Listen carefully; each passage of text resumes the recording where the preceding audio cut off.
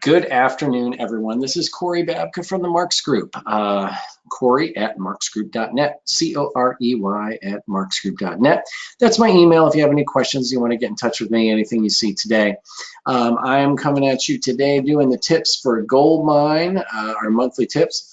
Becky happens to be on vacation today, so she's enjoying herself, and I told her I'd pick up for her. And when I used to do these a lot, so it's nice to get back to them here and there.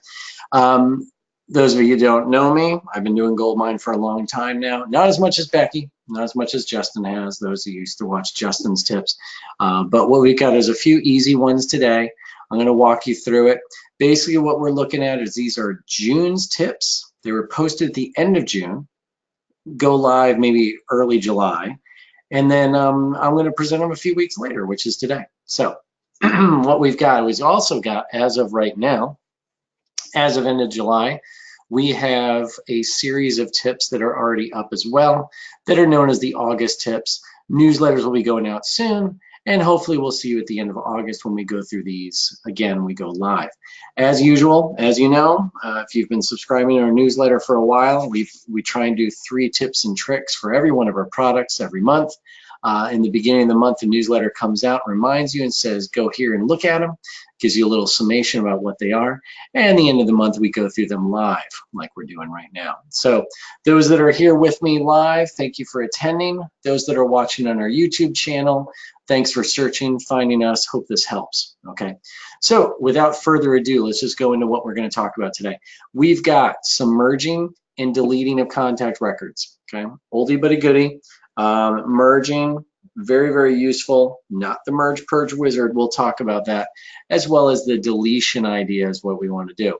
Now, a real important one is going to be known as it's the read-only user. Okay, those that have jumped up to 2018.2, I'm actually on the 3rd hot fix at this point.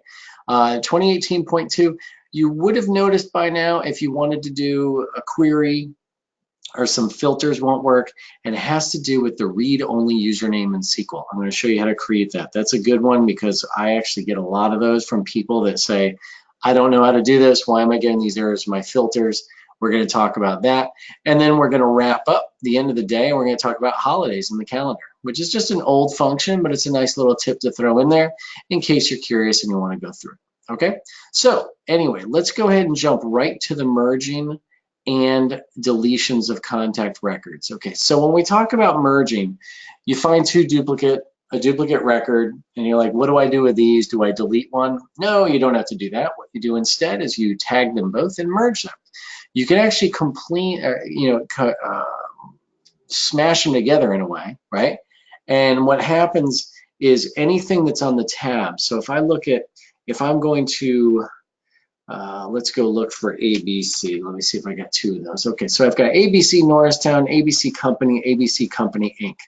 Perfect example of how maybe these 2 are the same exact thing. But if you notice what you've got when looking at my my view here, I've got no department, I've got no address, I do have an email address, I have no city, state, zip. What's going to happen is, in this case, Joe Tester is really going to go away and John Davidson is going to win if I choose him first, right? If I don't, then what's going to happen is Joe Tester is going to win, his data is going to win, and John Davidson's data will overwrite if there's data to be overwritten. So it's very confusing, but for instance, if I chose ABC Company first as my winning record, ABC Company Inc. is my second, because there's no address, city, state, zip, 5 Main Street, Norristown, Pennsylvania, 19401 is going to win and fill in those spots, okay? So it's kind of like the surviving record if you think about it that way. Now, anything that's in the tab, notes, pending, history, right? Cases, opportunities, additional contacts. Even that contact, he won't be overwritten. He becomes an additional contact. So in this case here, John Davidson, I want that to be the surviving one. Joe Tester will become an additional contact for me when I merge these 2 together. Okay, GM plus view, doesn't really matter. Links will combine. This is an event tab, this is a fields tab. It will not combine. What will happen is spaces that are empty will stay empty. Spaces where there's 2 pieces of data, 1 on each record, the surviving record will overwrite the non-surviving record. Issues where the non-surviving has data and the surviving doesn't, again, it will overwrite and put it in there. So it's kind of like taking two, it's like taking two things about doing in a way, just shutting off my phone here.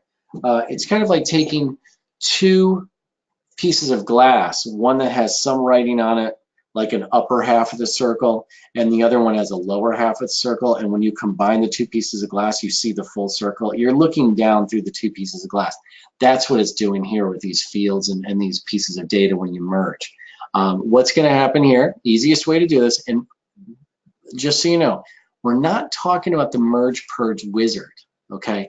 If I go into tools, data management, merge purge wizard, this one is something that's out there. You go into a filter, you set your criteria. We could spend a day on this, but the thing is, I got to tell you, I really don't recommend it. None of my team really recommends the merge purge wizard, and I'm sure Amonte or Goldmine's not going to like me saying that, but we've had issues in the past where certain things, basically there's no undo button in anything I'm going to show you. So you have to restore from a backup, which is kind of rough to do and not the easiest thing ever if you do it wrong. I've seen nightmare scenarios where merging on a blank value is what they do and they don't set any criteria. And the next thing you know, everything merges into one single record in Goldmine with a boatload of history and additional contacts and everything. But I've seen people make this mistake, and it goes from, if I go to the contact center and clear this, I've seen people take 1,600 records and go down to one. They think their database is deleted, but then they go to the history and everything's in there. Additional contacts, there's 1,000 of them. There's 1,600 additional contacts. Like that's the nightmare scenario that I don't want you to know about, okay? So I do this one here. I go ABC company. I get my 2 records. I'm actually going to do ABC so I can show you how this works. And what I'm going to do here is I want to what's called tag the records, and that's the check boxes. I want John Davidson to win, so I'm going to go check, check. I do not want to do this one. This one might be different, okay? And so that's where that manual touch is very, very important, that you have people that are actually reviewing this data and just not willy-nilly merging things, right? Because that could be a problem. So I go here, I do this, I go to tools, data management, merge purge, and now you see there is an option here of merge tagged records. Another one is opened records. Like if you do this and right click and say open in a new window, you can do it, I think it's like new contact window, and you can open it up and you can see 2 tabs. You say I want this guy. So it's Joe Tester and John Davidson. You can do that too. I don't dig it though, don't really like it. It's not as user intuitive, user friendly, I should say. Merge purge, merge tagged. Important window right here. We want to pay attention. Allows you to merge the 2 tagged records into a single record. Process will merge all data, yada, yada, yada. All tagged records will be deleted once your data is synchronized. Do you wish? There is no there is no going back. So when you say yes, there's no undo button. You would have to restore from backup. So you want to make sure that you're getting a nightly backup done with your IT team, which is a good practice no matter what. I say yes, it does its magic, and look, I've got 1 record now, and as you can see, Joe Tester is an additional contact. Its reference is duplicate record. That's when I know that that's where it came from, okay? All the information's there, all the history, etc., etc., okay? And that's kind of where we are. So like we've got Joe Test, Joe Tester, Joe Tester, John Davidson. This is where you can truly see how the history combined, okay? And that is merging of records, okay? Couple things, like I said, just keep in mind, you want to it's not reversible. There is no undo button, okay? The other thing is too, when you're tagging records, if I go search for another ABC and I tag this one, or let's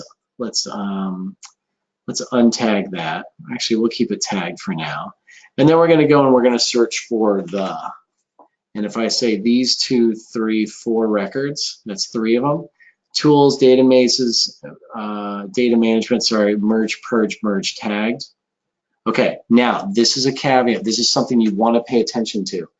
As you noticed, I had that other one still tagged. And then I went searching for someone else. I've got 3 records here, but it says you're going to merge 4 tagged records into a single. That's because the other one is tagged still. This is a problem with tagging. I don't like it. Anytime you're doing global replace by tagging, anyone that's worked for me worked with me knows that what I usually recommend is you always do a release all before retagging the second set. So I say no, I do release all. Now check 3, data management, merge purge, merge tagged, and now it says 3. That 4th one is kind of like a ghost tagging, and that ghost tag stays out there for a long time. So I've had people do global replace of 200 records. They don't release the tag. Then they go do another 200, and the next thing you know, they just update 400, and they didn't want to update those original 200, so you end up updating the entire database to the same value. Have to be careful on tagging the way that this is set up, okay? I'm gonna say no here, and that's what we want, release all. Now, other one, let's go to ABC Norristown. This is just a junk record, don't worry about it. Okay, so if I have delete rights, tools, user settings, open up Gen, access tab, does she have delete rights? She does not.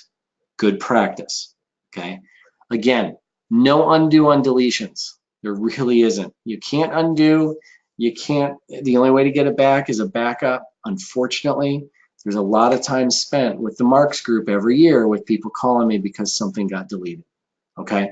So you have to be careful with that, and you gotta be careful about who you're giving permission to. Database people are generally hoarders. I would tell you all the time, I would not do it I would not allow deletions if you can avoid it, okay? So I've got my add, my delete here, check the box, whichever it is. If you do that for a particular user, they get the red X, okay? Now the red X is just a delete, same thing as edit, delete, contact, okay? Hit the red X, it gives you all this. Now, what do you want to delete? The contact record, obviously, right? Do you want to delete the scheduled activities, the history records, the opportunities, cases, notes, synchronize the deletions? That's more for people that are syncing. If you do want to, synchronizing the deletion is probably a good idea if you totally want to blow it out of the database. But what a lot of people will do here is this. They'll get rid of, they'll keep these and they won't delete them. And by doing that, you're going to delete this record, but keep a lot of orphan history and scheduled activities. So when in doubt, you want to do this, okay? You want to just delete it all, right? By default, all the boxes are checked, okay? And you cannot undo it. Now, emails are any emails that you have, if you're using the Goldmine email center or Outlook linkages, anything that's stored, they are actually not really deleted. The linkage to them is deleted, so that's why we get a lot of orphan emails that are out there a lot of times when we're doing data migration or searching for things, okay? Now, an interesting one, sorry about that, folks. An interesting one is that we have, shoot. Hold on one second. So what we have here is, if I go to the opportunity area, this is one thing I want you to see, is the opportunities, okay? When we look at this, if I'm to delete an opportunity, this is just, it's not really in the tips and tricks blog, I just want to bring it up. As you notice here, when I delete these, it says delete the opportunity and it's linked records. That's fine. And you notice that not everything is clicked. The problem is this. Some people will go nuts and they go through here. What this does is it blows away the contact record as well. The main contact record, not the opportunity. Well, it deletes the opportunity as well, but it deletes everything else. That's a big baddie. Okay, you do not want to do that by default. You want to keep those unchecked. Okay, just something a little extra for you. Okay, so moving on to the second piece when it comes down to the adding the read-only user is what we're going to talk about, okay? Adding the read-only user is this thing that when you jump to 2018.2, and if you go to your filters and groups like you're used to doing, right? And if I modify, notice how there's no edit. If I go to properties, there it is. Okay, if I double click it, let's see if we can run it. I can still do a count, But the thing is, if I want to do a new one, I don't know if it works. See, if I do test, I've seen these issues. I see it more. Let's see, test 5. So it's still there, and it allows me to do this filter. What I notice though, and I do SQL queries all the time. Notice the SQL query is not there. Okay, it's just you can't even choose anymore, is what it is, right? Gone, gone, gone. So what we have to do is it's real easy. We just, with master rights, you have to go to Tools, Databases, Alias Manager. Again, master rights only. You go here. Now I've got a bunch of junk in here. Ignore that for right now. This is the one I'm working on right now. And you can see that there's an area that says Enable SQL Queries, right?